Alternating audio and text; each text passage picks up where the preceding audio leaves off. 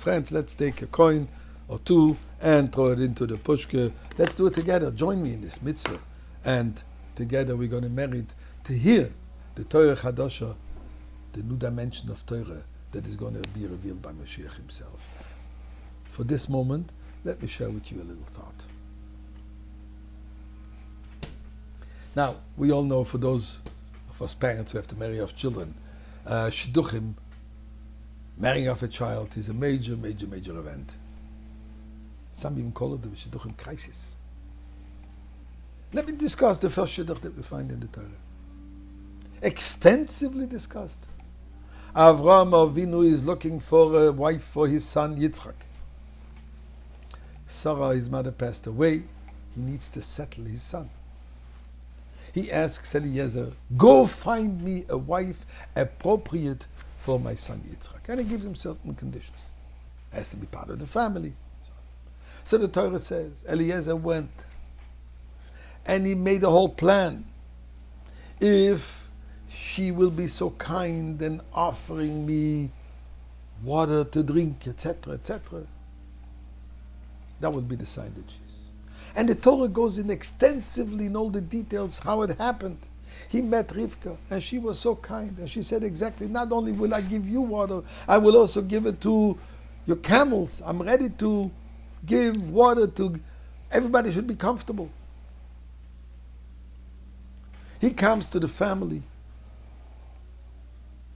the Pesue, and he says, look, I have a marriage proposal for your daughter, for your sister.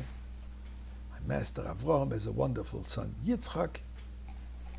A shidduch made in heaven, a match made in heaven, and indeed, it is full of miracles. Today I came, miraculously arrived in no time, etc., etc. Why is the Torah elaborating so many details about it? We know that in Torah every word is precise.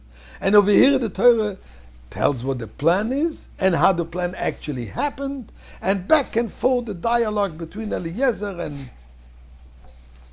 Lavan and Besuel. Finally, he brings Rivka back to Yitzchak. What's so special? So the Rebbe explains this extensively. We're not talking about a regular marriage. Every marriage is special, by the way. But here we're talking the marriage of Yitzchak and Rivka. Yitzchak is who? Oila Temima. Yitzchak is the one who was going to be offered on the altar, and God says you're not allowed to leave Eretz Yisrael.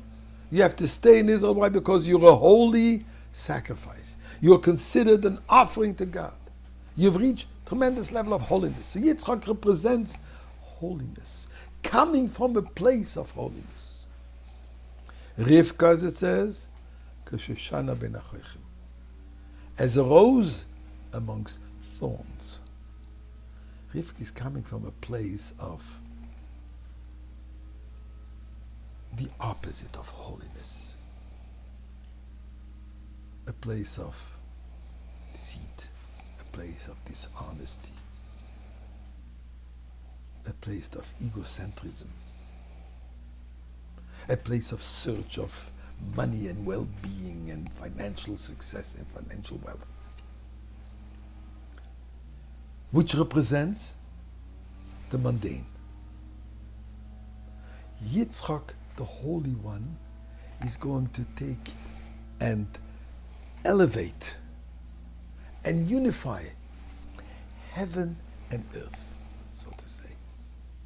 The highest levels with the lowest levels. Which is what the world is all about. Which is what our mission is all about. Which is the purpose of creation. Purpose of creation is what? To fuse heaven and earth. To fuse godliness with the mundane, that the mundane should become permeated. The mundane should become an integral part of godliness. This is what the story of the wedding of Yitzchak and Rivka represents. And therefore it is so relevant, and therefore it is so, every minute detail of it is important. It is a miraculous happening. We can achieve this by God's intervention. But we have to do our part. So Eliezer does his part in his mission, which is our mission of unifying heaven and earth, but for us to understand that the capability of doing this is because we have a miraculous intervention.